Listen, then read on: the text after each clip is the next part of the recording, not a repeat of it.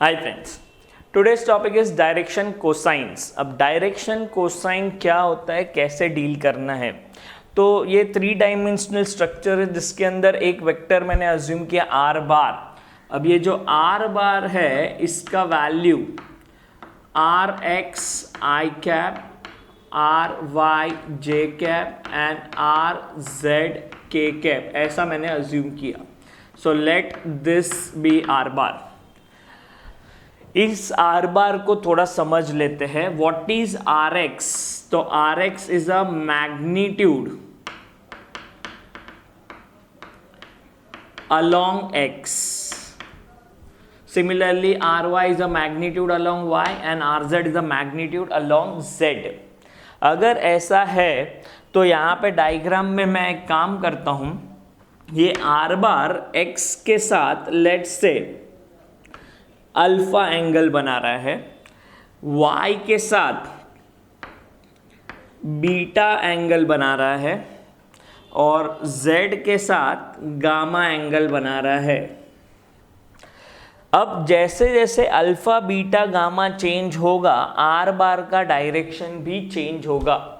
तो इसके लिए तीनों एंगल को डायरेक्शन बोलते हैं। ये तीनों एंगल डायरेक्शन मिलके एक डायरेक्शन देंगे आर बार को। अब आर बार के एक्स अलोंग देखना है तो ये हॉरिजॉन्टल हो गया। एंगल के बाजू वाले की बात कर रहे हैं, एंगल के बाजू वाला होता है कोसाइन, जो अभी हम लोग ने लास्ट वीडियो में देखा। तो इसके लिए डायरेक्शन कोसाइन मतलब क्या है? तो डायरेक्शन कोसाइन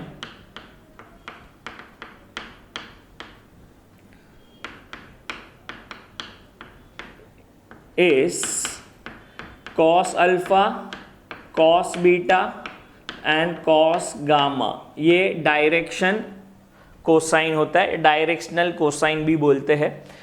अब मुझे ढूंढना है कॉस अल्फा का वैल्यू क्या है। कॉस अल्फा, तो सिंपल बात याद रख लो, अगर अल्फा एक्स के साथ बना रहा है तो magnitude along X divide by resultant magnitude.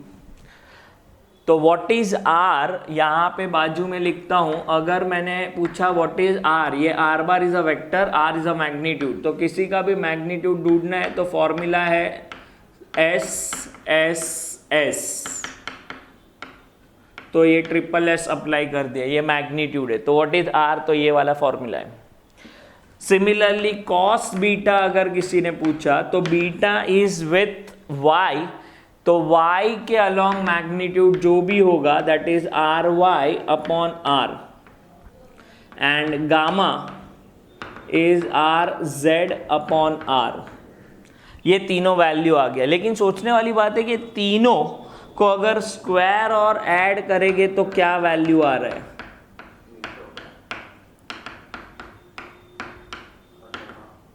अगर ये तीनों को मैंने ऐड कर लिया तो यहाँ पे कॉस स्क्वायर अल्फा, तो इसका स्क्वायर हो जाएगा that is R X square upon R square. ये हो जाएगा R Y square upon R square and R Z square upon R square. तीनों का डिनोमिनेटर आर स्क्वायर हो गया, तो साथ में लिख देते तीनों का denominator, this is R square. ऊपर बनेगा R X square plus R Y square plus R Z square. अब स्क्वायरिंग करेंगे ना तो ऊपर बन जाएगा आर स्क्वायर और ये आर स्क्वायर। इधर से स्क्वायर किया इसको दोनों बाजू पे, आर स्क्वायर का वैल्यू आ जाएगा, तो आंसर आएगा 1। तो conclusion cos square alpha plus cos square beta plus cos square gamma is equal to 1 होता है। तो अगर कॉस स्क्वायर किया तो 1 आएगा, तो साइन स्क्वायर करेंगे तो कितना होगा।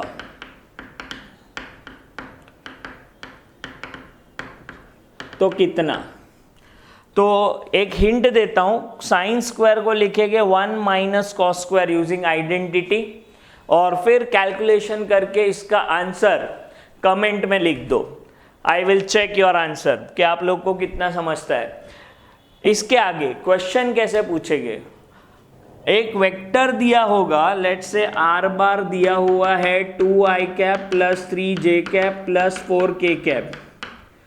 बोलेगे एक्स एक्सिस के साथ ये क्या एंगल बना रहा है, तो एक्स एक्सिस जब बोलेगे मतलब अल्फा, मतलब कॉस अल्फा ढूंढना है। तो सबसे पहले तो आर ढूंढ लो, which is root of 2 square plus 3 square plus 4 square, और फिर कॉस अल्फा का वैल्यू 2 अपॉन आर, आर का वैल्यू जो भी आएगा, इससे मुझे अल्फा का वैल्यू मिलेगा। ये एक्स एक्सिस के साथ एंगल बना रहे। वाई एक्सिस के साथ पूछा होता तो बीटा दैट इज 3 अपॉन ये मैग्नीट्यूड, और जेड के साथ बोला होता तो 4 अपॉन मैग्नीट्यूड। ये आपके क्वेश्चंस होते हैं डायरेक्शन कोसाइंस पे। आगे हम लोग देखेंगे अभी मल्टीप्लीकेशन ऑफ वेक्टर कैसे पॉसिबल है, उसके लिए देखना पड़ेगा next video. For that stay tune.